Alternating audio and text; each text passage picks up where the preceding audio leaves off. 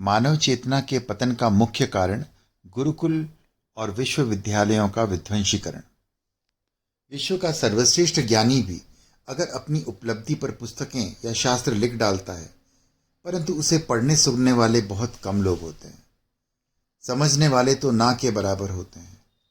अगर कोई जिज्ञासु किसी ज्ञानी से किसी विषय पर जानकारी या ज्ञान प्राप्त करना चाहे, तो बौद्धिक तालमेल और तर्कों के साथ साथ वह उस ज्ञान को ग्रहण करने का पुरुषार्थ करता है।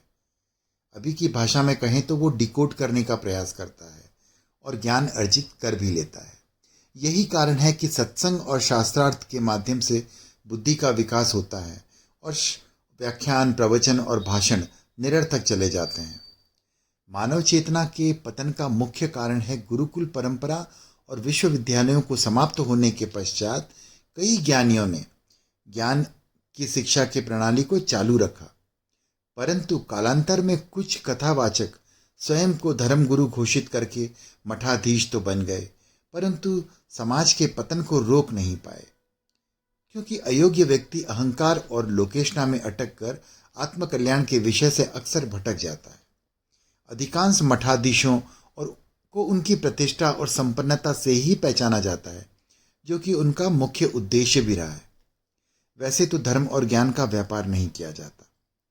शुद्ध ज्ञान ब्रह्म स्वरूप होता है और ब्रह्म का व्यापार नहीं किया जाता। धर्म और ज्ञान के व्यापारी को विज्ञापन और प्रदर्शन का सहारा लेना ही पड़ता है। सच्चा ज्ञानी व्यक्ति जिज्ञासुओं को ज्ञान बांटने में तत्पर तो होता है, परंतु उत्सुक नहीं। ज्ञानी महापुरुष सामान्य जीवन शैली में ही जीवन यापन करते हैं। सच्चे ज्ञान को प्रभावित जिज्ञासु ज्ञान के सिवा किसी भौतिक आवरण से प्रभावित ही नहीं होते।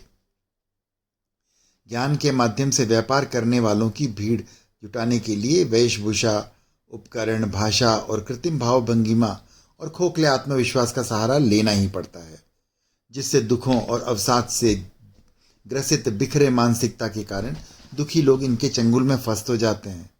दुखों से ध्यान हटाने का प्रयास मात्र होता है। सत्य के दर्शन तो हो ही नहीं पाते। समय बीतता जाता है पर दुख समाप्त नहीं होते। अंततः आस्था पर चोट ही पहुंचती है। सत्य स्वयं में अनंत प्रकाशवान होता है, परंतु कड़वा भी प्रतीत होता है, क्योंकि सभी असत्य भ्रमणा की साधना में लगे होते हैं। अपनी सोच विचार की धारा को विपरीत करना थोड़ा मुश्किल लगता है। इसमें अभिमान भी टूटता है, कड़वा भी लगता है। अंधकार में रहने के अभ्यस्त लोगों को उनकी आंखें प्रकाश में अक्सर चुंधिया जाती है। इसलिए सत्य के मार्ग पे चलना विष पान करने के समान है, परंतु उसका परिणाम सदैव सुंदर ही होता है। सत्यम शिवम सुंदरम।